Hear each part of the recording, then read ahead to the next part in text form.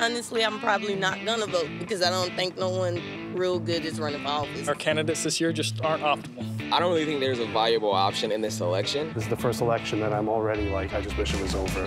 This election year has a lot of voters feeling frustrated, left with what they consider to be the lesser of two evils. I probably just won't involve myself in politics if it's between Hillary and Donald Trump. But what if there were another choice?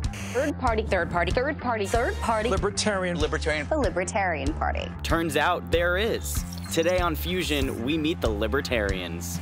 If you're like a lot of Americans, you may not be familiar with that L word, but Libertarians are trying to change that. If you had to sum them up, Libertarians are about minimum government and maximum freedom. The party platform gets into the specifics. Libertarians believe the government can't tell a woman what to do with her body, or tell anyone who to love. They'd abolish the IRS and say goodbye to Social Security. They'd dump the Department of Education too. Government bailouts? Forget about it. The US wouldn't get involved in other countries' foreign affairs, and there'd be way less gun control and a lot more weed. But does the party actually stand a chance at the White House? Polls show that Americans are skeptical. But in a race with two of the most unpopular candidates in modern history, an alternative is intriguing to plenty of Americans. The Libertarian presidential nominee is former Republican Governor Gary Johnson. A seasoned politician who ran New Mexico for 2 terms, he's an entrepreneur at heart, and has a severe case of wanderlust. The governor has been to every continent on the planet.